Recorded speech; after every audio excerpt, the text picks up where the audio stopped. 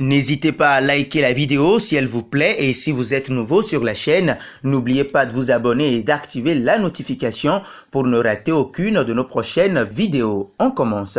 Pour le compte du troisième tour de qualification de la Ligue Europa, Tottenham se déplaçait en Macédoine pour y affronter Skandidia. Une rencontre que les hommes de Mourinho ont remporté 3-1 sans briller dans le contenu. Mais en conférence de presse, le Special One s'est laissé aller à quelques confidences sur son futur.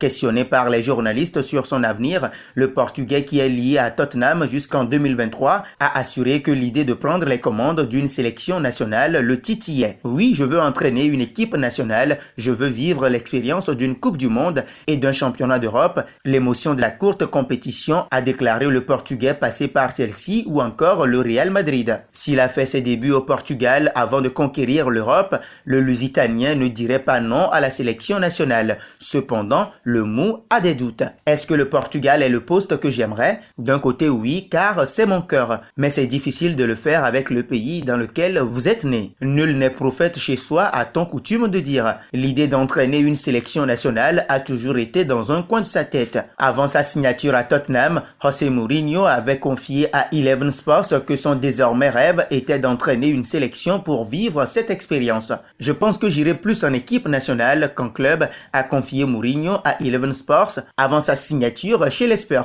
Vous ne pouvez jamais dire jamais, mais je vois plus une équipe nationale qu'un projet de club, parce que c'est quelque chose qui m'a toujours manqué. C'est quelque chose que j'aimerais faire, pas forcément le Portugal, mais n'importe quelle autre équipe nationale. C'est quelque chose que je n'avais jamais souhaité jusque-là, mais c'est un travail que je veux essayer un jour. Beaucoup de gens disent qu'il est plus facile d'être sélectionneur d'équipe nationale plutôt qu'entraîneur de club. Certains disent le contraire car un sélectionneur ne voit les joueurs qu'une fois par mois pendant 3 jours avant le match. Ce sont des emplois qui n'ont pratiquement aucun point commun. Le seul point de comparaison est de gagner. Je veux faire une Coupe d'Europe ou une Coupe du Monde, ce que je n'avais jamais fait auparavant. Je suis très curieux de découvrir ce rôle d'entraîneur de l'équipe nationale. C'est peut-être l'homme qu'il faudrait à l'Argentine de Lionel Messi, qui déçoit plus souvent qu'elle réjouit. 2 fois vainqueur de la Coupe du Monde 1978 et 1986, 2 fois finaliste 1990 et 2014, l'Albi-Céleste possède un potentiel offensif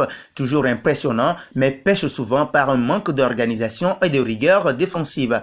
Mourinho, spécialiste en la matière, a de plus reconnu il y a quelques semaines que Messi est le dieu du foot. De quoi faire tomber la dernière barrière entre lui et cette équipe sud-américaine. Au Portugal, il pourrait également toujours avoir sa place. Cela fait 15 ans qu'il n'a pas entraîné dans son pays natal depuis l'épopée victorieuse avec Porto en 2004 en C1. Tout naturellement, Mou semble être fait pour ce poste. Il parle la langue, connaît les joueurs. Ses relations tumultueuses avec CR7 ne semblent pas suffisantes pour mettre un frein à cette possibilité. Petit bémol, Fernando Santos, récent vainqueur de la Ligue des Nations, semble bien accroché à ce poste. Il y a aussi l'Allemagne qui pourrait lui offrir une chance. Joachim Löw est en poste depuis l'été 2006 et toutes les bonnes choses ont une fin. La Mannschaft, en plein renouveau, doit commencer un cycle avec un nouveau coach. Mourinho peut être celui-ci. Il a prouvé par le passé qu'il ne cantonnait pas à des équipes latines et son tempérament peut fonctionner avec la rigueur allemande. En tout cas, on demande à voir. Enfin, l'Angleterre. 4e du mondial russe, les Three Lions semblent enfin prêts à jouer les premiers rôles dans les compétitions internationales, eux qui ont été longtemps des seconds couteaux. Ayant entraîné Chelsea 2 fois ainsi que Manchester United, Mourinho parle parfaitement anglais et connaît pas mal de joueurs pour les avoir dirigés ou les avoir vus jouer. Un challenge à sa hauteur.